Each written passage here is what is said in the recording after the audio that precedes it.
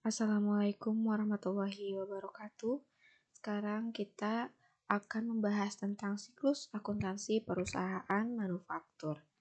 Nah, di sini kita akan membahas kasusnya, kemudian kita akan menyelesaikan mulai dari transaksi, jurnal, posting ke buku besar, neraca saldo, jurnal penyesuaian, neraca saldo setelah penyesuaian, kemudian laporan keuangan, kemudian jurnal penutup, kemudian neraca saldo setelah penutupan, dan juga jurnal pembalik. Ya, nanti kita akan lihat apakah kita perlu menggunakan jurnal pembalik atau tidak. Ya, kalau misalnya tidak, ya sudah, tidak apa-apa, kita tidak akan menggunakan jurnal pembalik gitu. Nah, dimulai dari neraca saldo sampai ke laporan keuangan, kita akan menggunakan alat bantu yaitu kertas kerja. Nah, sebagaimana yang sudah saya jelaskan di pertemuan kemarin bahwa fungsi kertas kerja adalah untuk memudahkan kita dalam membuat laporan keuangan ya. Nah, sekarang kita langsung ke transaksi dan jurnal. Oke, di sini saya pisahkan ada transaksi di bank, ada transaksi di kas, dan juga transaksi terkait persediaan. Kenapa saya pisahkan? Karena untuk mempermudah kalian dalam pengerjaan. Sekarang kita lihat, PT Sumber Anugrah merupakan perusahaan manufaktur pembuatan briket batubara. Briket batubara tersebut bahan bakunya ada batubara, tanah liat, dan tapioka.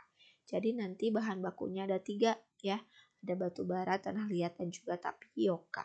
Nah, ini transaksinya di bulan Januari 2021. Nah, kita akan langsung saja melihat di sini ya. Tanggal 2 penerimaan pembayaran piutang usaha 115 juta rupiah. Maka jurnalnya adalah bank pada piutang usaha. Karena uang kita bertambah ya, karena ada yang bayar piutang. Maka uang kita bertambah, kita simpan di debit, kemudian piutang kita berkurang karena dibayar. Jadi dia disimpannya di kredit. Kalian harus ingat saldo normal ya, tentunya harus ingat sekali saldo normal. Nah, di sini kita akan hapus dulu ya untuk yang tanggal 2 supaya kalian lihat ini sebagai contoh saja. Nanti berlaku sama untuk transaksi ke bawahnya. Ya, jadi kalian lihat untuk yang ini ya. Nah, di sini kalian ketika akan membuat jurnal, kalian buat dulu tabelnya ya. Nah, mulai dari tanggal, nomor akun, kemudian deskripsi, referensi pos, kemudian debit dan juga kredit ya. Nah, di sini juga dipisahkan berdasarkan pemisahan yang tadi. Kemudian kita akan tulis tadi transaksi tanggal 2. Kalian tulis tanggalnya tanggal 2, kemudian tadi apa, pembayaran piutang usaha 115 juta. Artinya di debitnya adalah bank. Nah, kalian tinggal masukkan nomor akunnya saja ya. Nomor akunnya kalian masukkan di kertas kerja ya. Nomor akunnya tadi di debit bank, kalian copy. Ya, masukkan. Oke. Kemudian di kreditnya piutang usaha, kalian copy lagi piutang usaha nomor akunnya. Oke. Nah, deskripsinya kalian bikin rumusnya sama dengan VLOOKUP ya. VLOOKUP value-nya apa? Ini berarti nomor akunnya ya. Kemudian acuannya kemana? Ke sini, ke kertas kerja. Kita sorot sampai bawah. Kemudian kita kasih angka 2. Kenapa kasih angka 2? Karena ini nomor akun, ini deskripsi. Kita akan mengambil deskripsinya. Deskripsi itu adalah kedua ya. Kan yang pertama nomor akun, yang kedua deskripsi gitu ya. Kalian tinggal enter. Oke. Kemudian kalian setelah bikin nomor akun, deskripsinya maksudnya ya. Setelah kalian di rumus, kalian harus dimatikan ini dengan cara kalian tekan tombol F4 ya. Tanda bahwa kalian sudah mematikan rumusnya atau sudah mengunci rumusnya, ini ada dikasih tanda dolar ya. Nah, enter. Nah, kemudian kalian tinggal di copy ke bawah saja. Copy ke bawah ya. Terus saja nanti kalian terus aja copy ke bawah sampai akhir ya. Sampai bawah. Nah, ketika kalian copy ya, ini kan garis-garisnya ada ya. Nah, kalian dibetulin aja garis-garisnya ya.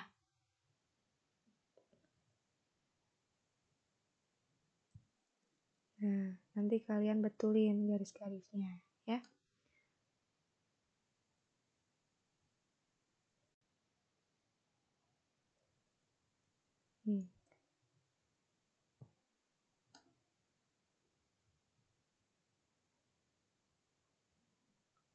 Oke, itu. Jadi kalian cukup ngerumusnya tuh paling atasnya aja. Terus kalian kunci rumusnya ya, yang dikunci yang kertas kerjain aja ya. Yang ini jangan dikunci, nanti kalau yang ini dikunci nanti salah ngerumusnya ya. Kemudian kalian copy ke bawah. Nah, setelah kalian copy ke bawah, nanti kalian tinggal masukkan nomor akun saja. Ini ceritanya kalian udah copy ke bawah ya. Saya hapus untuk nomor akun tanggal 5 dan tanggal 3. Ya, kita coba. Oke. Tanggal 3. Pembayaran utang ke supplier batu bara atas pembelian bulan Desember 2020 sebesar 30 juta. Berarti utang usahanya berkurang di debit, banknya berkurang di kredit ya. Utang usaha pada bank ya. Nah, kita akan cari nih nomor akun utang usaha. Nah, ini akun utang usaha. Kita copy ke sini. Nah, tuh langsung muncul ya. Kemudian pada apa? Pada bank. Ini kita copy aja nomor akun yang atas karena sama-sama bank. Nah, tuh langsung muncul ya. Kemudian tanggal 5 penerimaan pembayaran piutang usaha. Berarti banknya bertambah, di debit, piutang usahanya berkurang di kredit sebesar 17 juta rupiah. Nah, gitu ya. Oke. Bu, kenapa yang ini nggak ditulis bank pada piutang usahanya? Yang piutang usahanya agak menjorok ke dalam. Nggak apa-apa, yang penting di sininya debit kreditnya benar. Debit sama kreditnya dipisah gitu ya. Soalnya yang ini kan kita akan rumus biar mudah langsung tarik ke bawah gitu ya. Nah, oke, kalian sudah paham ya bagaimana kalian membuat rumusnya supaya langsung otomatis untuk di bagian jurnal ya. Kita lanjut lagi di tanggal 5. Di tanggal 5 ini tadi ada pembayaran gaji karyawan 29.400.000, maka jurnalnya biaya masih harus dibayar gaji pada bank. Artinya kita bulan kemarin ada berhutang gaji kepada karyawan gitu ya, karena misalnya dia periodenya 1 sampai tanggal 31 atau sampai akhir bulan, kemudian dibayarkan gajinya itu tanggal 5 di bulan berikutnya. Artinya pada saat kita melakukan laporan atau menghitung atau membuat laporan keuangan, artinya belum membayar gaji kepada karyawan sehingga gajinya masih terutang ya. Jadi di sini pada saat bayar dia jurnalnya biaya masih harus dibayar gaji pada bank, atau yang waktu minggu lalu kita contoh itu adalah hutang gaji pada bank, sama aja ya. Oke, kemudian tanggal 6 pembayaran tagihan listrik bulan Desember. Artinya kita punya hutang listrik, yaitu biaya masih harus dibayar listrik pada bank ya. Kita kasih garis supaya nggak ketuker.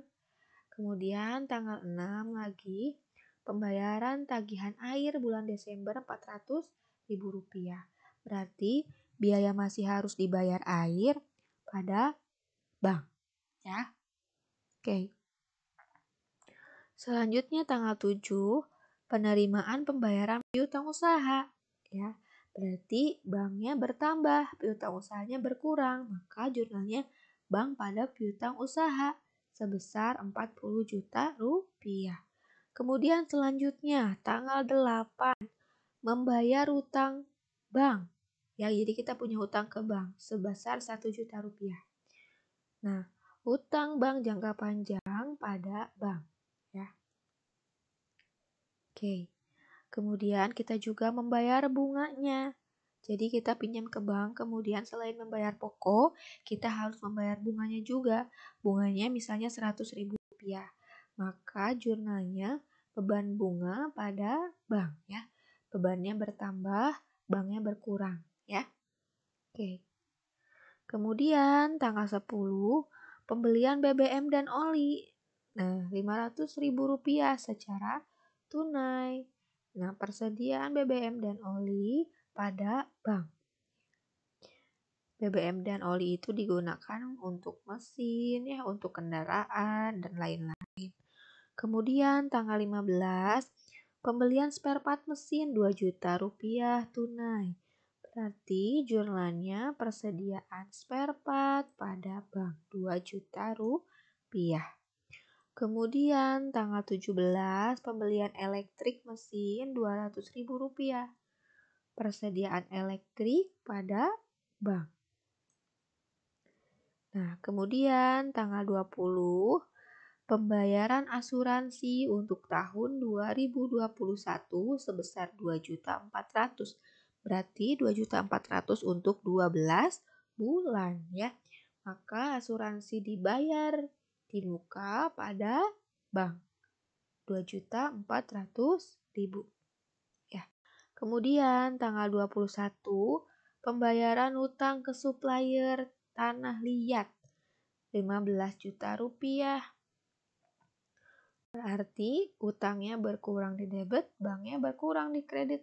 Hutang usaha lokal pada bank 15 juta rupiah. Kemudian tanggal 26 pembelian alat tulis kantor sebesar 500 ribu rupiah tunai. Maka persediaan ATK bertambah, banknya berkurang 500 ribu rupiah. Ya. Kemudian tanggal 27 penerimaan uang muka dari customer 10 juta rupiah. Barangnya belum dikirim, barangnya dikirimnya di bulan Februari. Maka bank bertambah, uang muka penjualan juga bertambah. Bank bertambah di debit, uang muka penjualan bertambah di kredit. Maka jurnalnya bank pada uang muka 10 juta rupiah. Nah, itu untuk transaksi di bank. Sekarang kita lihat transaksi di kas. Tanggal 18 ada perjalanan dinas luar kota bagian pemasaran 200.000. Nah, ini juga nanti kalian sama ya seperti yang tadi di awal, kalian tinggal rumuskan saja supaya deskripsinya otomatis ada dengan hanya kita mengcopy nomor akun saja ya. Nah, perjalanan dinas luar kota bagian pemasaran 200.000 rupiah. Maka jurnalnya beban perjalanan dinas luar kota pemasaran ya, strip pemasaran. Kenapa saya kasih strip pemasaran? Karena biar untuk pembeda ada bagian produksi, pemasaran, dan administrasi umum. Ini untuk bagian pemasaran, maka strip pemasaran. Pada kas, karena kasnya berkurang 200.000 rupiah. Ya. Kemudian tanggal 20 bensin untuk pengiriman barang ya.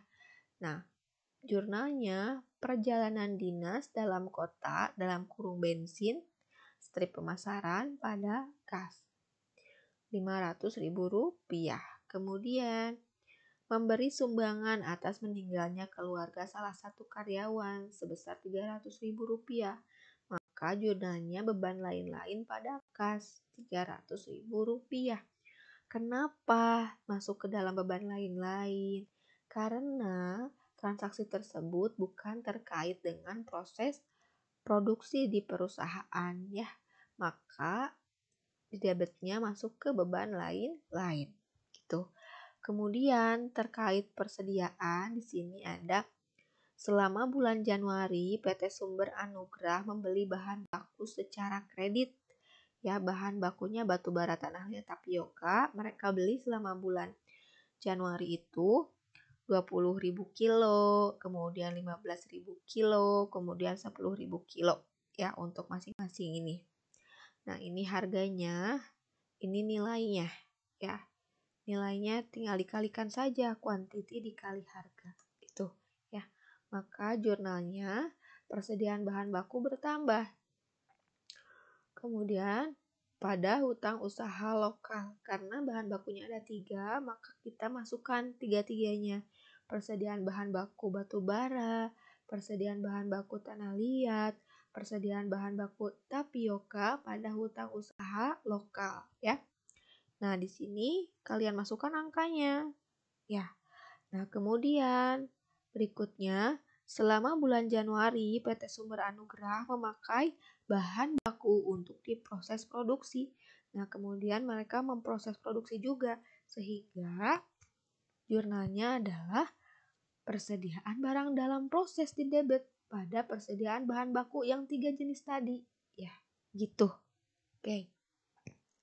Nah, kita akan lihat ke buku besar. Di sini saya memberi tabel banyak ya, nanti kalian tinggal dilengkapi saja kalau mau melengkapi ya. Karena buku besar ini sudah saya handle di kertas kerja sebenarnya ya. Nah, kita lihat untuk yang kas ya. Tadi kas itu saldonya itu 10 juta rupiah. Dari mana Bu tahu 10 juta rupiah? Dari sini. Saldo kas awalnya 10 juta rupiah ya, ini. Oke, kita masukkan saldonya 10 juta rupiah ya. Kemudian tadi untuk yang kas ada tanggal 18, 20 sama 21. Kita masukkan 18, 20 sama 21 ya. Nah, kemudian dia di mana aja? Ternyata dia pengeluaran uang aja sehingga dia posisinya di kredit ya. Nah, kita masukkan di kredit senilai 200.000, 500.000, dan 300.000. Nah, kita masukkan. Nah, kemudian kita tinggal ini saja. Debit dikurangi uang keluarnya ya. Langsung saja dirumus seperti itu. Maka saldo kasnya adalah 9 juta rupiah. Nah, kita buktikan sama enggak dengan yang kertas kerja.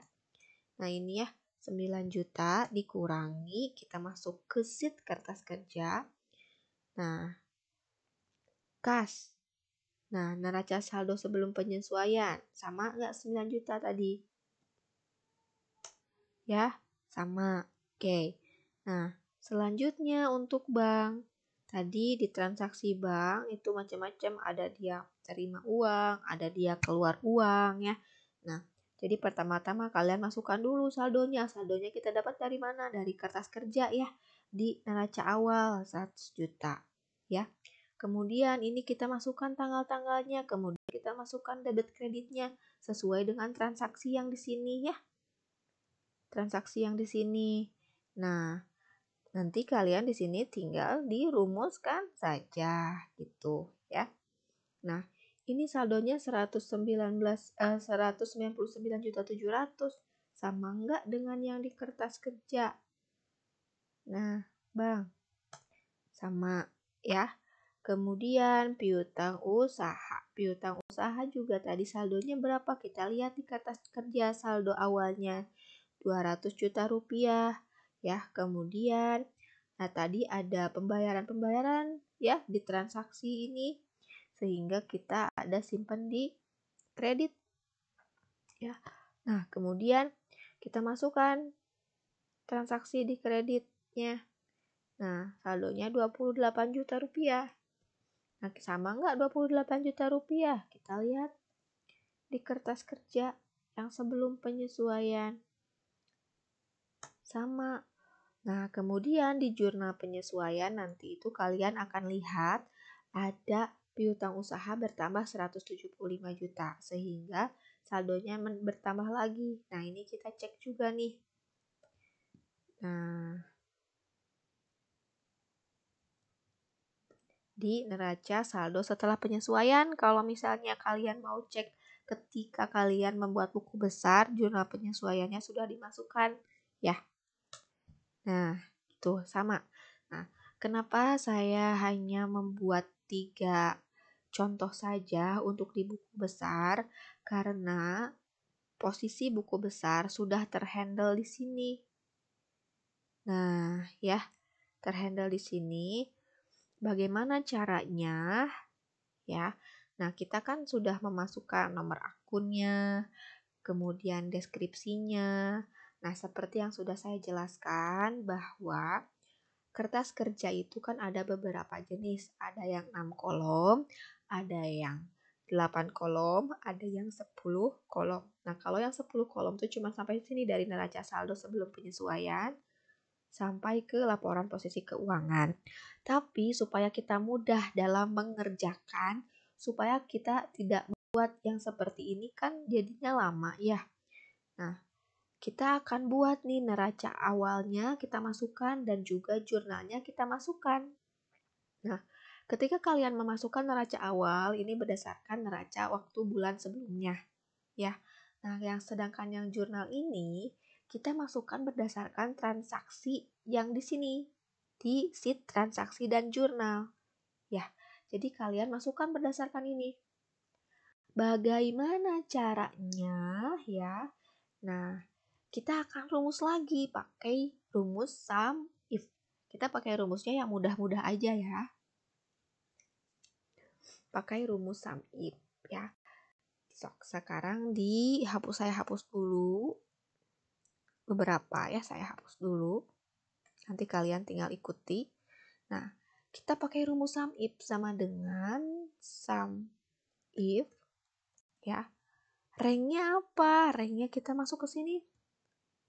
Yang ini nomor akun supaya ke bawah semuanya, langsung aja kita pencet yang paling atasnya di sini di N. Ya, gitu. Koma ya, kita masuk lagi ke kertas kerja. Kriterianya apa? Nomor akun. Ya. Koma. Samrengnya apa? Samrengnya itu yang ini. Di debit kalau dia posisinya debit. Nah. Ya. Kemudian di sini yang kreditnya juga sama, kita pakai rumus sum if. Ya. Kita masukkan ringnya ini ya. Kemudian kasih tanda koma. Kemudian kita arahkan kriterianya. Kemudian kasih lagi tanda koma. Kemudian kita samrengnya ini yang kredit ya. Enter. Oke. Nah, ini kalian gak usah dikunci rumusnya karena kita kan tadi sudah kliknya dari yang paling atas, dari sini kliknya. Jadi kalau kita ngekliknya dari atas itu ya, ini langsung nanti ke bawah semuanya gitu. Jadi nggak akan geser-geser. Oke. Nah, kita copy. Jadi kalian cuma tinggal rumus paling atas, nanti ke bawahnya kalian copy. Copy aja. Kalian copy sampai bawah ya nanti. Nah, gitu. Copy sampai bawah. Nah, dengan di rumus seperti ini akan mempermudah kalian dalam mengerjakan laporan keuangan karena buku besarnya langsung kita masukkan di sini ya, si setiap transaksinya ya. Nah, oke, karena kalian sudah bikin rumus di atas, kalian tinggal copy ke bawah. Ketika kalian copy ke bawah, nah sampai bawah, benar-benar sampai bawah ya, nanti akan terisi. Nah, kita lihat jumlahnya 388.150.000 rupiah. Sama enggak? Sama tuh dengan yang di atas ini ya. Artinya tidak ada yang terlewat gitu. Oke. Nah, kemudian karena kita sudah membuat rumus jurnal sehingga kita punya neraca awal berapa, kemudian di transaksi jurnal paling awal itu berapa, kemudian kita dengan mudah untuk membuat neraca saldo sebelum penyesuaian ya. Nah, ketika kalian masuk ke neraca saldo sebelum penyesuaian, karena kalian sudah punya neraca awal dan jurnal, kalian juga di sini tinggal rumus ya, berdasarkan saldo normalnya, misalnya yang ini ya. Nah, ini. Karena dia posisinya di debit ya, saldo normalnya untuk kas, bank, piutang usaha, ya sudah kita rumusnya di sini aja ya. Berarti debit untuk neraca awal ditambah debit di jurnal dikurangi kredit di neraca awal dikurangi kredit di jurnal. Ya, kita copy ke bawah. Nah, gitu. Nah, kalau misalnya dia saldo normalnya di kredit, kan akumulasi penyusutan dia saldo normalnya di kredit ya. Nah, berarti sebaliknya ya. Ini sampai ke hutang usaha lokal saya hapus juga ya. Nah, sebaliknya berarti kredit di neraca awal ditambah kredit di jurnal dikurangi debit di neraca awal dikurangi debit di jurnal. Nah, kita copy ke bawah. Nah, yang ini jangan di copy. Yang ini ya. Yang berdasarkan neraca saldo normalnya aja. Karena kan yang aset tetap dia sudah kita isi di kolom debit ya. Nah,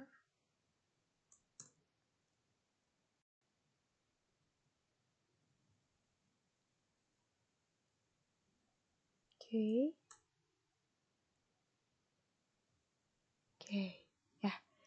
Terus ke bawah kalian copy. Nah, ini juga kan beban-beban dia kan saldo normalnya di debit. Jadi kalian cukup rumusnya di debit aja. Ya. Nah, kemudian di jumlah kiri kanan sama berarti balance ya. Kalau sama berarti balance, nggak ada yang salah ya. Nah, kemudian karena kita sudah memunculkan neraca saldo sebelum penyesuaian, kita akan masukkan jurnal penyesuaian. Nah, untuk jurnal penyesuaian, kita lihat dulu di sheet jurnal penyesuaian. Nah, ya. Di sini ada beberapa transaksi dan memang cukup banyak transaksi di jurnal penyesuaiannya ya. Nah, yang pertama, pemakaian listrik selama bulan Januari. Untuk Departemen Produksi 750.000, untuk Departemen Operasional 100.000, sehingga listrik yang terhutangnya itu adalah 850.000. Bagaimana jurnalnya? Nah, jurnalnya biaya listrik produksi dan beban listrik administrasi umum ya, pada biaya masih harus dibayar listrik. Ya, jadi dua-duanya kita munculkan produksi dan operasional ya pada utang listriknya. Oke. Untuk yang ini sama ya seperti yang tadi di transaksi yang ini. Kalian buat dulu tanggal, nomor akun, deskripsi, referensi pos dan juga debit kredit ya. Nah, di sini kalian juga masukkan tanggalnya, kemudian kalian isi nomor akunnya ya. Nah, kalian tinggal dirumus tadi seperti yang di transaksi dan jurnal ini. Nah, kemudian kalian tinggal copy, nanti kalian tinggal masukkan saja nomor akun ya. Oke. Kemudian di tanggal berikutnya, masih tanggal 31 karena jurnal penyesuaian itu di akhir bulan ya. Pemakaian air selama bulan Januari. Untuk produksi 350.000, untuk operasional 100.000. Sehingga totalnya adalah 450.000. Nah, kita akan pecah juga biaya air produksi dan beban air administrasi umum pada biaya masih harus dibayar air ya. Biaya air produksi 350.000, beban air administrasi umum 100.000 pada biaya masih harus dibayar air. Ya. Kemudian berikutnya biaya penyusutan mesin bulan Januari senilai 1.875.000. Biaya penyusutan mesin pada akumulasi penyusutan mesin 1.875.000. Nah, kemudian tanggal 31 biaya penyusutan gedung bulan Januari. Gedungnya ada gedung Departemen Produksi, ada gedung untuk operasional ya. Untuk departemen produksi dia 1.050.000, kemudian untuk operasional 300.000. Maka kita akan pecah di sini jurnalnya. Biaya penyusutan gedung produksi dan beban penyusutan gedung administrasi umum pada akumulasi penyusutan bangunan 1.350.000. Kemudian biaya penyusutan kendaraan Rp2.906.250. Beban penyusutan kendaraan administrasi dan umum pada akumulasi penyusutan kendaraan Rp2.906.250. Kemudian biaya penyusutan peralatan kantor Rp99.375. Jurnalnya beban penyusutan peralatan administrasi umum pada akumulasi penyusutan peralatan ya. Kemudian selanjutnya biaya penyusutan furnitur kantor Rp56.250. Jurnalnya beban penyusutan furnitur pada akumulasi penyusutan furnitur ya.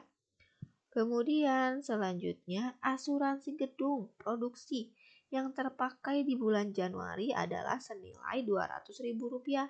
Tadi kan di sheet transaksi dan jurnal kita ada bayar asuransi yaitu 2.400.000 ya. Jurnalnya tadi asuransi dibayar di muka pada bank.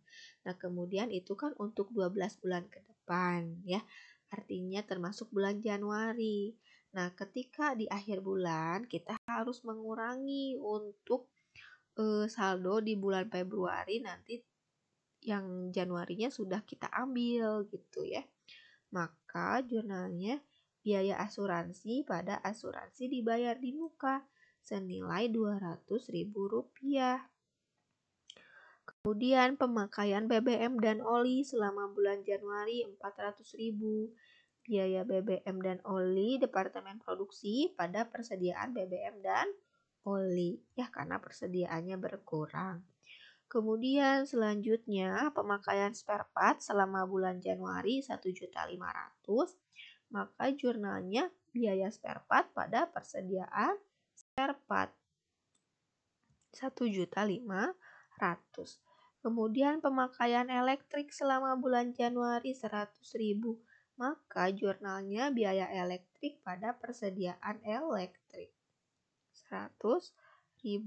Kemudian pemakaian ATK selama bulan Januari 300.000.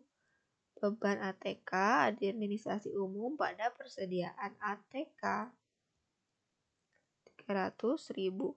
Kemudian jumlah tenaga kerja PT Sumber Anugrah sebanyak 9 orang yang terdiri dari bagian produksi 6 orang, kemudian pemasaran 2 orang, kemudian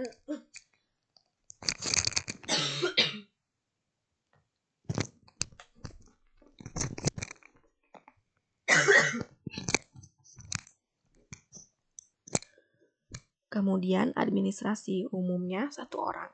Sebelumnya saya mohon maaf ya karena memang saya sedang sakit, jadi mungkin bikin videonya juga agak-agak berat suaranya dan memang sedang batuk juga. Jadi mohon maaf kalau misalnya terdengar suara batuk ya.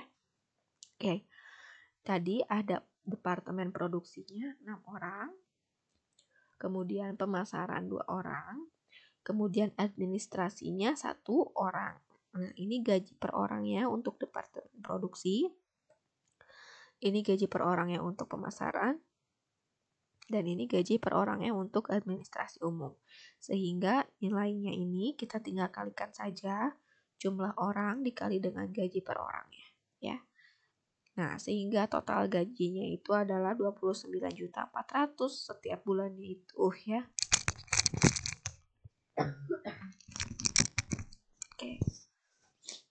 Nah, periode gajinya itu tanggal 1 sampai 31 atau akhir bulan.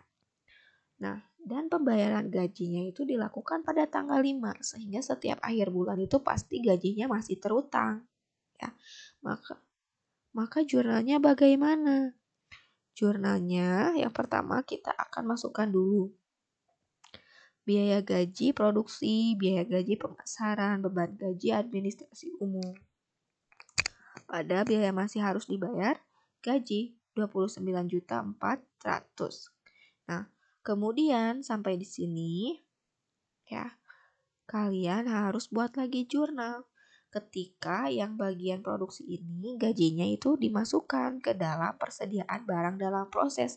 Karena kita harus ingat bahwa apapun yang kita proses, apapun yang kita produksi itu pasti menggunakan tenaga kerja. Sehingga biaya tenaga kerjanya juga kita harus memasukkan ke dalam persediaannya gitu ya. Maka kita jurnal juga persediaan barang dalam proses pada biaya gaji produksi 19.200.000. Oke. Berikutnya, setiap unsur yang terkait ke dalam proses produksi dipindahkan ke akun barang dalam proses ya. Jadi semua unsur yang terkait dengan produksi kita harus masukkan ke persediaan barang dalam proses ya. Jadi bukan hanya biaya gaji nanti yang akan menempel di persediaan, tapi terkait biaya-biaya yang berkaitan dengan departemen produksi itu harus dimasukkan ke dalam nilai persediaan ya. Nah, mungkin kalian dari tadi bertanya-tanya kenapa ibu memberi warna kuning ini ya. Nah, yang saya kasih warna kuning itu adalah biaya-biaya departemen produksi yang akan kita masukkan ke dalam nilai persediaan ya. Nah, persediaan barang dalam prosesnya bertambah pada biaya-biaya tadi yang udah kita kasih warna kuning ya. Ada biaya listrik, ada biaya air, penyusutan mesin, penyusutan gedung, biaya asuransi, biaya BBM, spare part, dan juga elektrik ya. Nah, ini kita masukkan nilai-nilainya berdasarkan tadi nilai-nilai yang di atas ya. Nah, ini adalah jumlah keseluruhan yang akan kita masukkan ke dalam persediaan barang dalam proses ya. Oke.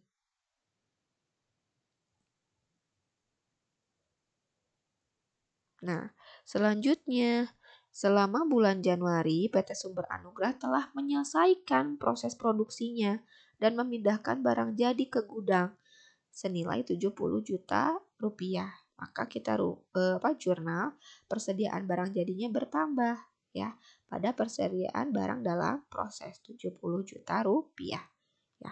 Kemudian selama bulan Januari, briket yang terjual itu adalah 50.000 kilo ya. Harga jual per kilonya misalnya 3.500 sehingga nilainya itu adalah 175 juta. Sehingga kita jurnal dulu piutang usaha pada penjualan karena kita menjualnya secara kredit ya sebesar 175 juta. Dan juga kita jurnal pada saat barang jadinya kita keluarkan harga pokok penjualan pada persediaan barang jadi. Harga pokok penjualannya kita akan dapat dari laporan harga pokok produksi. Jadi kita dapat dulu harga pokok produksinya berapa, kita buat nanti, kita lihat cara membuatnya ya. Nah, ini harga pokok produksinya berapa, kemudian nanti di laporan laba rugi akan terlihat harga pokok penjualannya. Ya. Nah, 83 juta rupiah gitu.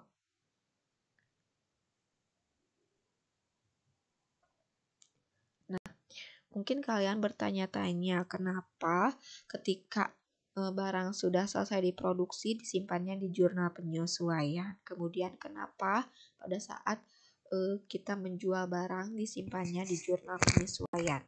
Ini karena kita tidak nge-track nih setiap harinya di setiap tanggalnya itu dia melakukan penjualan barangnya berapa. Kemudian kita tidak track berapa hasil produksi atau yang disimpan ke barang jadi setiap hari di persediaan barang jadi setiap harinya berapa. Kita nge-track ketika kita nggak nge-track tuh per harinya ya, sehingga kita track di pas setiap akhir bulannya gitu. Ini ceritanya si perusahaannya masih by Excel. Nah, tapi kalau misalnya perusahaannya sudah by program itu setiap bulannya itu nge-track gitu ya. setiap harinya tuh nge-track di track gitu. Nah, jadi nanti jurnalnya itu pasti harian banget untuk persediaan gitu ya. Mulai dari pembelian, kemudian pemakaian, kemudian selesai diproduksi, kemudian penjualan.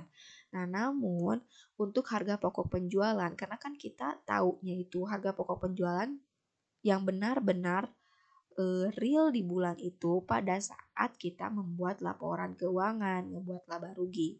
Nah, bagaimana kalau misalnya kita melakukan penjualan pada saat di tengah-tengah bulan atau awal bulan?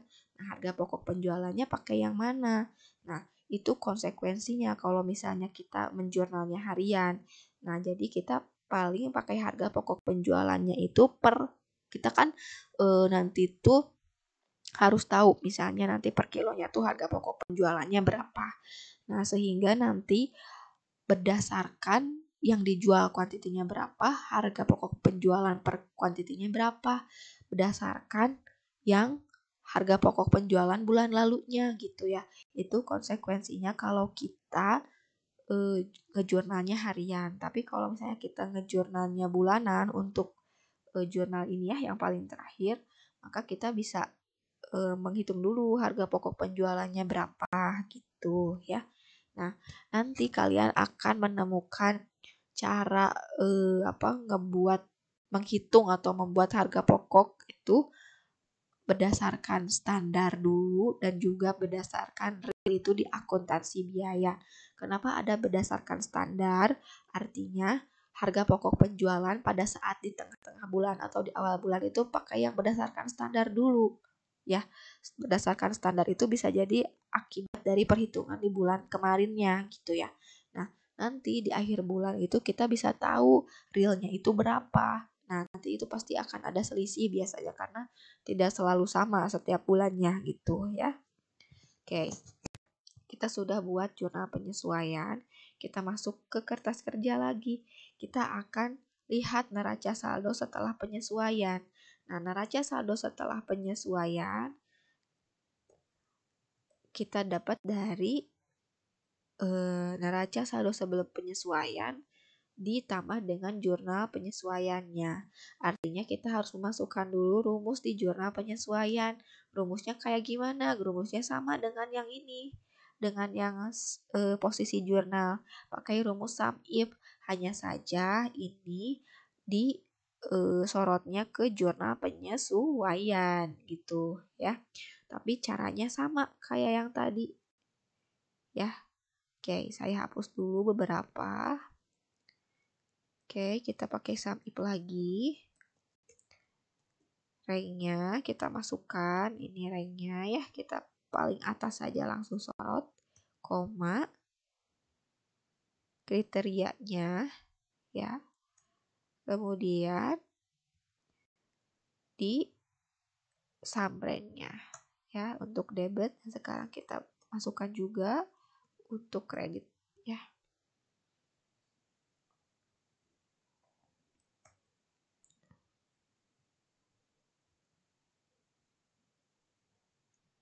Untuk kreditnya, sum rank-nya kita di kredit ya. Oke. Nah, kita copy ke bawah.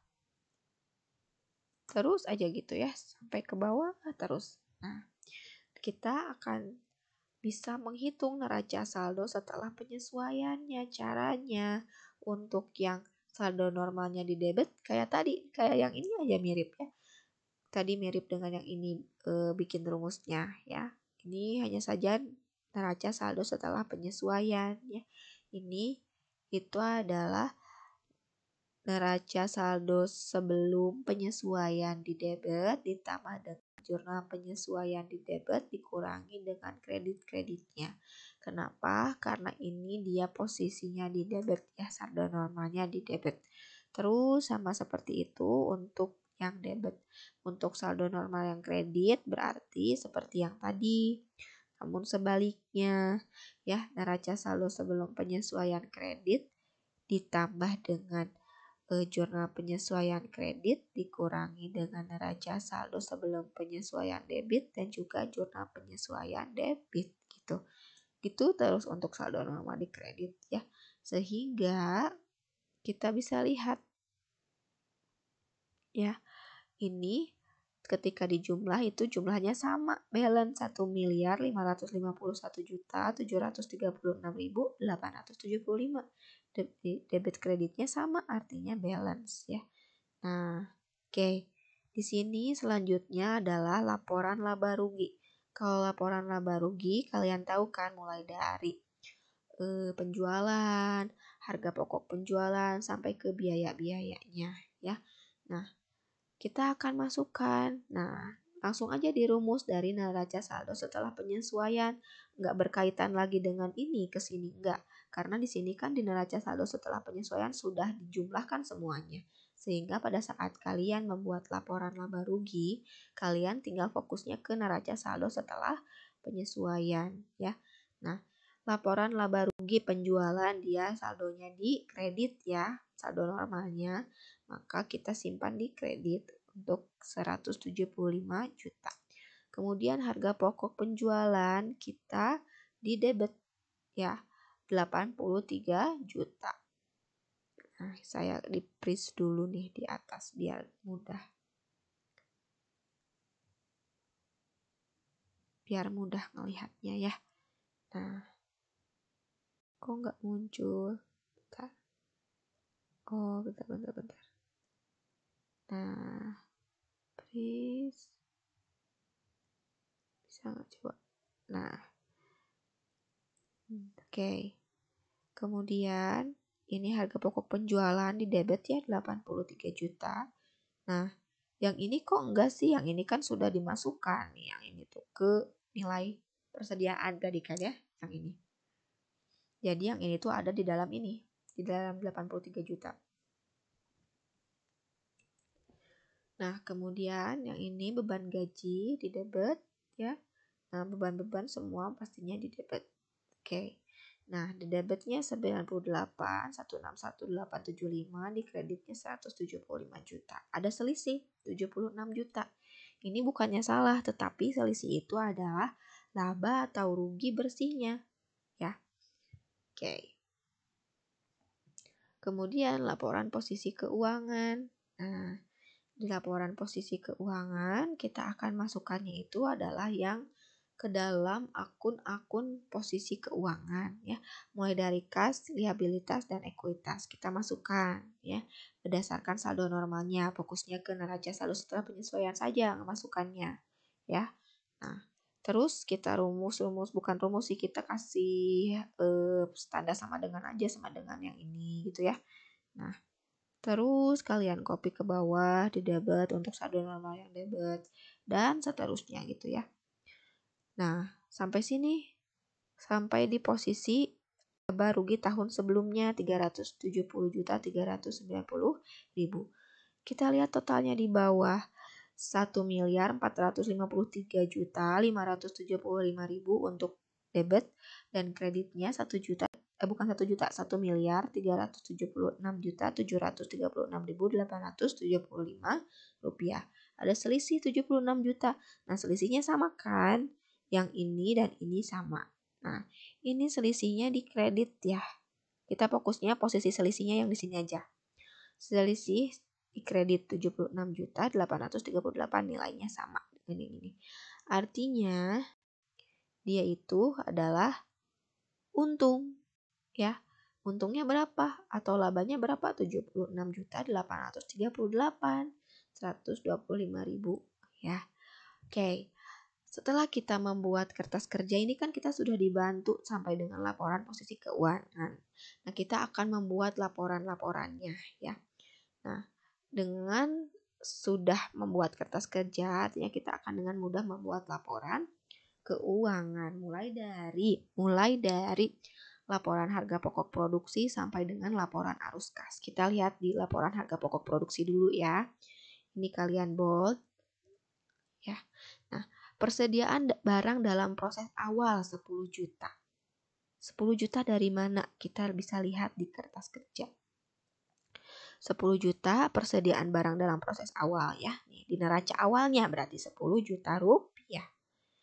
Kemudian bahan baku, ada bahan baku awal, batu bara, bahan baku awal, tanah liat, dan bahan baku awal tapioka ini juga sama. Kita lihat di neraca awal tadi di kertas kerja, kita masukkan angkanya ya. Kemudian pembelian bahan baku batu bara. Kemudian pembelian bahan baku tanah liat. Kemudian pembelian bahan baku tapioka. Ini ada di transaksi jurnal. Nah, ada di sini. Pada saat kalian melakukan pembeliannya. Nah, ini ya. Kita masukkan angka-angkanya. Nah, artinya persediaan bahan baku yang tersedia di produksi adalah kita jumlahkan bahan baku awal sampai dengan pembeliannya itu adalah bahan baku yang tersedia untuk diproduksi. Nah, kemudian kita masukkan juga persediaan bahan baku akhirnya. Persediaan bahan baku akhirnya kita lihat di kertas kerja. Persediaan bahan baku akhirnya berapa? Nah, kita lihat di sini di neraca setelah penyesuaian ya. Kita masukkan angka-angka ini ya, karena itu adalah karena itu adalah saldo akhir dari persediaan bahan baku. Nah, kita masukkan. Nah, kemudian kita hitung total biaya bahan bakunya berapa. Berarti bahan baku yang tersedia diproduksi dikurangi dengan persediaan bahan baku akhir. Itu adalah bahan baku yang kita gunakan ya untuk diproses produksi gitu ya. Oke. Bagaimana cara membuktikannya? Kita lihat di sini kan di sini ada pada saat bahan baku dikeluarkan untuk diproses produksi ya, di jurnal ada. Nah, persediaan barang dalam proses 51.100 sama. Nah, 51.100 ya. Kemudian biaya tenaga kerja langsungnya. Biaya tenaga kerja langsungnya 19.200.000 rupiah. Artinya ini biaya tenaga kerja departemen produksi. Kalian bisa dapat juga di kertas kerja ya. Kemudian biaya overhead pabrik. Nah, biaya overhead pabrik itu ada apa aja? BBM, spare part, elektrik, penyusutan, ya, air, listrik, asuransi. Kita masukkan juga angka-angkanya. Kalian bisa dapat di kertas kerja. Kalian bisa lihat ini ya. Di formula ini kalian tinggal lihat ini kertas kerja. Ya, berarti kalian ambilnya di sheet kertas kerja ya. I42. Nah, kertas kerja I42. I42. I42. Nah, apa nih? Biaya gaji, bukan biaya gaji, biaya BBM dan oli ya. Nah, betul kan? Nah, jadi kalian ambilnya di kertas kerja sehingga ini total biaya overheadnya adalah 6.225.000 ya. Cara ngeceknya gimana? Nah, si 6.225.000 ini sesuai dengan yang ada di jurnal penyesuaian kita di sini. Nah, di sini nih. Ini adalah biaya-biaya yang terkait dengan departemen produksi yang kita masukkan ke dalam persediaan barang dalam proses. Nah, kemudian total biaya produksi bulan Januarinya berapa? Nah, kita akan jumlahkan bahan baku yang dipakai, tenaga kerja langsungnya, dan biaya overhead pabrik, yaitu 76.525.000. Nah, sehingga total biaya produksi bulan Januari itu berapa? Nah, yang ini ditambah dengan yang atas. Maka itu adalah total biaya produksi bulan Januari 2021. Nah, kemudian selanjutnya ya, yang tadi itu adalah total biaya BDP-nya ya. Tadi dijumlahkan yang ini sama yang atas ya. Nah, kemudian selanjutnya persediaan barang dalam proses akhir. Nah, persediaan barang dalam proses akhir kita bisa dapat juga di kertas kerja. Ya. Nah, dalam proses akhirnya itu adalah 16.525.000. Oke. Nah, kita ketemu deh harga pokok produksinya. Harga pokok produksinya adalah yang ini ya, total biaya BDP dikurangi dengan persediaan barang dalam proses akhir. Ini adalah harga pokok produksinya ya. Oke. Kemudian kita masuk ke laporan laba rugi. Kita bold dulu judulnya. Nah, untuk laporan laba rugi ada penjualan bersih. Penjualan bersih tadi penjualannya berapa? 175 juta. Kita bisa dapat dari kertas kerja juga ya. Nah, tidak ada retur, tidak ada diskon, maka penjualan bersihnya tetap 175 juta. Kemudian harga pokok penjualan. Harga pokok penjualan berarti kita mulai dari persediaan barang jadi awal. Kita dapat dari kertas kerja di neraca awal. Di neraca awal ya. Kertas kerja, neraca awal ya. Barang jadi. Ini berarti 25 juta. Selanjutnya harga pokok produksi. Nah, harga pokok produksi kita masukkan yang ini. Nah, yang ini ya. Oke. Sehingga barang tersedia untuk dijualnya ini kita jumlahkan 95 juta ya. Kemudian persediaan barang jadi akhirnya berapa? 12 juta rupiah. Sehingga harga pokok penjualannya adalah 83 juta rupiah. Ya, itu untuk harga pokok penjualannya. Kemudian laba kotornya penjualan bersih dikurangi harga pokok penjualan sehingga 92 juta itu adalah laba kotornya. Kemudian kita akan masukkan beban operasional karena beban operasional itu akan mengurangi lagi gitu ya laba kotor. Nah, beban operasional itu ada beban pemasaran, ada beban administrasi dan umum ya. Beban pemasaran ada beban gaji, ada beban perjalanan dinas luar kota ya, kemudian beban perjalanan dinas dalam kota. Ya, ini dijumlahkan, ini dapat dari mana? Ini bisa didapat dari kertas kerja juga. Dijumlahkan itu adalah 7.700.000 rupiah ya. Itu adalah total beban pemasaran.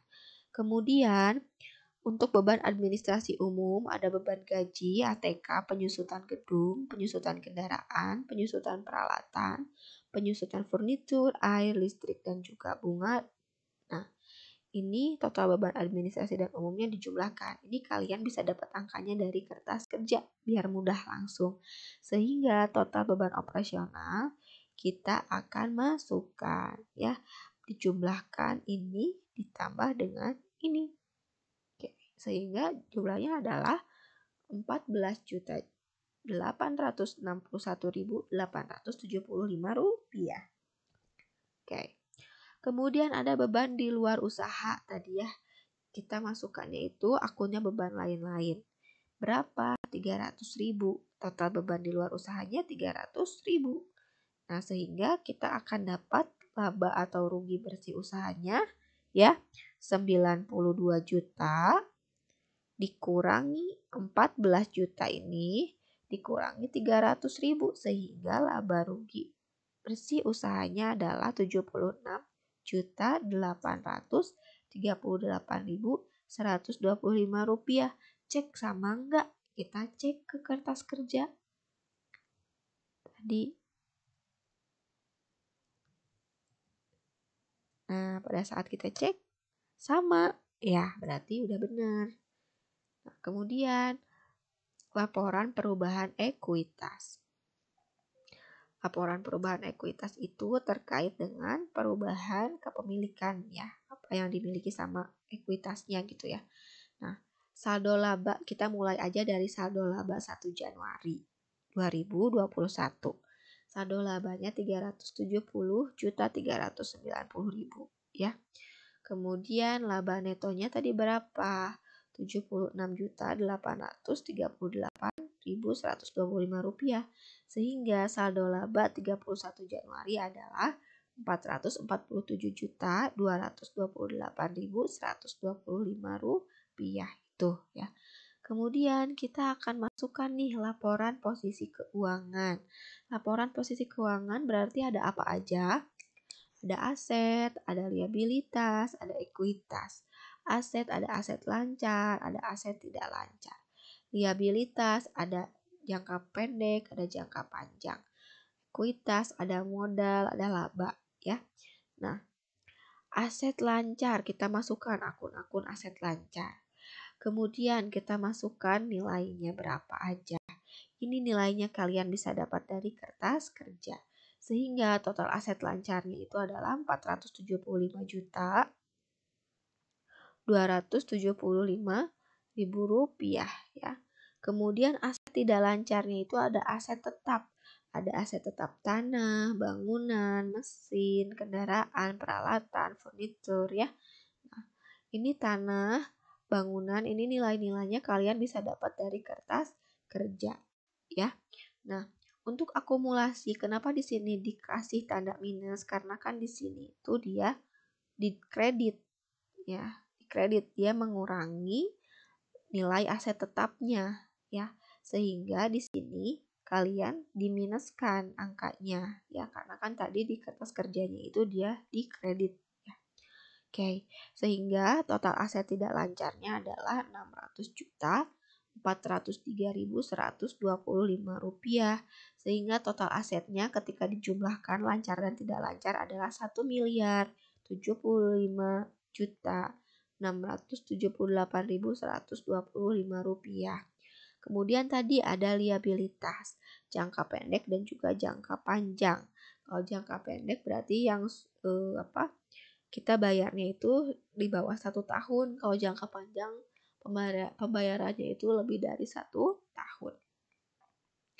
Nah, jangka pendek ada apa aja? Ada hutang usaha lokal, ada hutang gaji, ya air, listrik, dan juga uang muka penjualan. Nah, kita masukkan angka-angkanya berdasarkan kertas kerja. Sehingga total liabilitas jangka pendeknya adalah 117.450.000 rupiah. Kemudian ada liabilitas jangka panjang. Yang liabilitas jangka panjang itu kita punyanya hutang bank jangka panjang ya. 11 juta rupiah kita dapat dari kertas kerja. Sehingga total liabilitas jangka panjangnya 11 juta rupiah. Total liabilitasnya kita jumlahkan jangka pendek dan jangka panjang ya, yaitu menjadi 128.450.000 rupiah. Kemudian yang ekuitasnya tadi modalnya kita punya 500 juta. Laba rugi tahun sebelumnya 370.390.000 rupiah. Kemudian laba rugi bulan berjalannya 76.838.125 rupiah. Total ekuitasnya dijumlahkan sehingga total liabilitas dan ekuitasnya itu adalah 1.075.678.125 rupiah. Ini sama ya dengan total aset ya. Artinya balance ya. Oke. Selanjutnya kita akan membuat laporan arus kas. Nah, seperti yang sudah saya sampaikan di pertemuan sebelumnya, kita akan membuat laporan arus kas yaitu supaya mudah dengan membandingkan neraca yang awal dengan neraca yang akhir ya. Nah, kita pertama-tama membandingkan neraca awal dan akhir. Kemudian kita akan menganalisis dia naik atau turun. Nah, jadi kita masukkan dulu akun-akunnya. Nah, kemudian kita masukkan nilai di neraca tanggal 31 Desember 2020. Kemudian kita masukkan nilai-nilai di neraca 31 Januari 2021. Nah, kemudian kita analisis dia naik atau turun. Artinya, yang neraca tanggal 31 Januari 2021 dikurangi neraca 31 Desember 2020. Ya. Oke. Kita kurangi ya neraca 31 Januari 2021 dengan neraca 31 Desember 2020. Kita kurangi, kita langsung aja ngurangin ya. Oke. Kita langsung copy ke bawah ya, copy.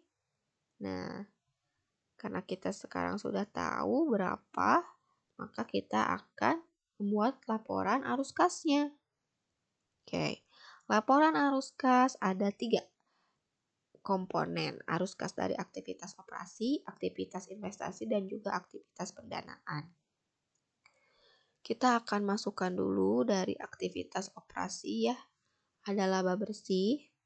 Laba bersihnya berapa? Kita bisa dapat 76 juta ya. Tadi di laporan laba rugi ya, kalian bisa dapat 76.838.125. Kalau tidak di laporan laba rugi juga kalian bisa dapat dari tadi ya yang di sini. Ini, kalian bisa dapat yang ini. Oke. Selanjutnya, kenaikan piutang usaha. Ya, seperti yang kita ketahui, ternyata dia itu naik ya piutang usahanya tahun ini dan juga dibandingkan dengan yang sebelumnya gitu ya. Naik senilai 3 juta rupiah. Artinya uang kita belum kita dapatkan, uang kita masih di luar, sehingga posisinya minus. Kemudian kenaikan persediaan bahan baku batu bara. Dia naik 2.400.000. Kenapa tandanya minus? Karena ketika kita naik persediaan bahan baku artinya kita membeli bahan baku. Berarti uang kita dikeluarkan untuk membeli bahan baku 2.400.000. Kemudian kenaikan persediaan bahan baku tanah liat sama prinsipnya seperti yang tadi. Kenaikan persediaan bahan baku tapioka juga sama prinsipnya seperti yang tadi. Kenaikan persediaan barang dalam proses juga sama prinsipnya seperti yang tadi. Kemudian penurunan persediaan barang jadi. Artinya barang jadi yang sekarang lebih rendah daripada dengan bulan sebelumnya sebesar 13 juta rupiah. Artinya apa? Artinya kita menjual barang tersebut, artinya kita akan mendapatkan uang ya dari penjualan barang jadi tersebut. Kemudian kenaikan persediaan ATK. Artinya kita ada mengeluarkan uang untuk pembelian ATK. Kenaikan persediaan BBM dan oli juga sama prinsipnya ya, sehingga posisinya minus. Persediaan spare part dan seterusnya pun sama ya. Kemudian kenaikan asuransi dibayar di muka ya. Nah, kita artinya ada mengeluarkan uang untuk membayar asuransi sehingga dia dikasih tanda minus. Kemudian kalau penyusutan ya, penyusutan dia itu naik ya, dia itu naik pastinya kalau penyusutan dibandingkan dengan bulan sebelumnya. Tapi di sini penyusutan dia posisinya plus kalau penyusutan ya, khusus untuk penyusutan. Nah, kemudian kenaikan hutang usaha lokal ya 26.750.000. Kenapa dia plus? Karena artinya kita mendapatkan aset dari sudah berhutangnya kita gitu ya, sehingga posisinya plus. Kemudian kenaikan biaya harus dibayar gaji tidak naik, artinya sama antara bulan lalu dan bulan sekarang. Kemudian kenaikan biaya masih harus dibayar air ya, kita ada naik 50 juta, bukan 50 juta, 50 ribu, kok jadi 50 juta ya. Kemudian kenaikan biaya masih harus dibayar listrik 50.000, kemudian kenaikan uang muka penjualan 10.000 ya. Jadi kalau hutang itu biasanya kalau dia naik ya udah kita nggak usah ngasih tanda minus gitu ya. Nah, jadi langsung aja kalau untuk posisi liabilitas itu. Nah, sehingga arus kas bersih yang disediakan aktivitas operasi kita jumlahkan semuanya. Nah, sehingga nilainya adalah 99.700.000 rupiah. Kemudian arus kas dari aktivitas investasi 0, karena kita tidak ada berinvestasi apapun ya. Dan kita juga tidak ada melakukan penambahan aset ya, sehingga dia nilainya 0. Kemudian arus kas dari aktivitas pendanaan. Aktivitas pendanaan kita ada hutang bank jangka panjang ya. Hutang bank jangka panjang kita menurun 1 juta rupiah. Kemudian laba ditahan itu laba bulan sebelumnya ya.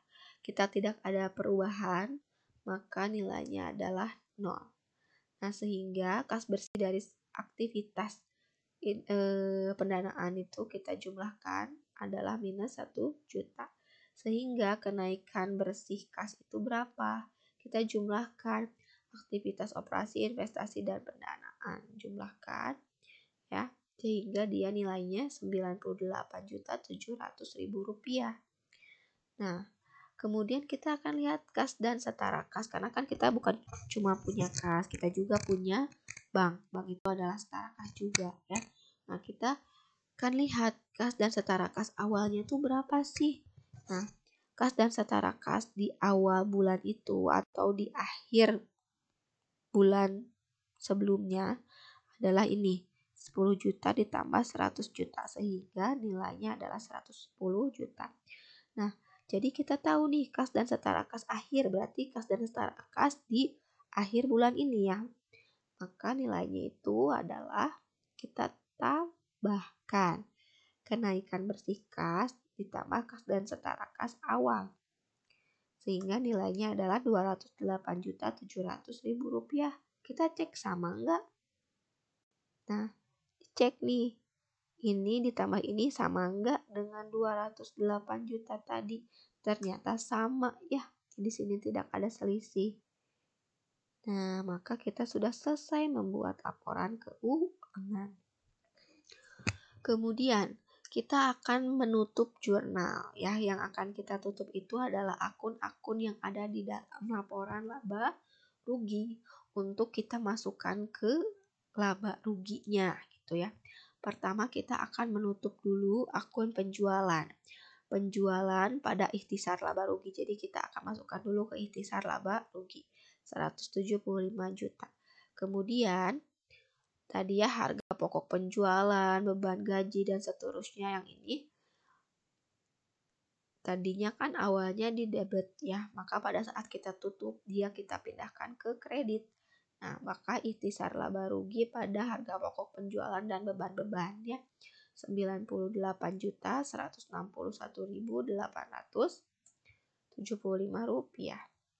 Kemudian yang terakhir itu ikhtisar laba rugi pada laba rugi bulan berjalan, karena kita akan masukkan nilainya ke laba rugi bulan berjalan. Ya, ini kita tinggal di ini aja. Kita cek juga di sini. Ikhtisar laba ruginya kan tadinya di kredit, kemudian ada juga yang di debit, maka 175 dikurangi 98.161. Hasilnya 76.838. Nah, maka yang akan kita masukkan ke laba rugi bulan berjalan adalah Rp76.838.125. Nah, maka ini kita cek sama nggak sih sama yang di laporan laba rugi kita? Ternyata sama ya. Tuh di sini. Nah, di sini sama. Nah, jadi jurnal penutup itu adalah menutup akun-akun yang ada di laporan laba rugi untuk dimasukkan ke akun laba rugi. Kan akun-akun yang ada di dalam laporan laba rugi itu ada apa aja sih? Ada penjualan, harga pokok penjualan, dan seterusnya. Nah, itu kita akan tutup dengan membalikan jurnalnya, memasukkan ke ikhtisar laba rugi. Kemudian nanti ikhtisar laba rugi kita masukkan ke laba rugi gitu ya. Nah, kemudian ini ada neraca saldo setelah penutupan. Nah, ini neraca saldo setelah penutupan ya, kita masukkan nih di angka-angkanya, ini bisa kita bawa dari kertas kerja ya. Nah di sini karena kita sudah menutup jurnalnya ya, maka laba rugi bulan berjalan sudah kita bisa masukkan di posisi ini. Nah, sehingga dia di debit kreditnya itu sama ya, jumlahnya 1.453.575.000 rupiah. Sama debit kreditnya, artinya balance. Nah, tadi di siklus yang terakhir itu ada jurnal pembalik. Jurnal pembalik itu berfungsi supaya nanti di awal bulan berikutnya itu dia tidak ada yang kedabelan gitu ya. Kedabelan menjurnalnya. Nah, tapi kalau kita lihat di transaksi kita ini tidak akan ada yang kedabelan gitu ya. Biasanya kan yang dibalik itu biaya gaji ya. Kemudian apalagi ya, pokoknya mah salah satunya itu biaya gaji. Ini yang kita memang tidak akan ada double ya, karena biaya gajinya kita itu kita masukkan ke biaya masih harus dibayar gaji ya. Sehingga ketika di awal bulan kita ada bayar gaji, ya bayar gaji untuk bulan kemarinnya, itu kita akan mengurangi utang gajinya, ya gitu. Jadi tidak perlu melakukan jurnal pembalik, cukup sampai di neraca saldo setelah penutupan. Itu mungkin untuk pembahasan di pertemuan 3 ya. Kita sudah membahas kasus, menyelesaikan siklusnya ya. Saya buat sederhana, saya beritahu ke kalian bagaimana cara membuat rumus-rumus sederhananya. Ini supaya kalian nanti membuat laporan keuangan bisa dengan mudah ya. Oke, terima kasih atas atensinya. Wassalamualaikum warahmatullahi wabarakatuh.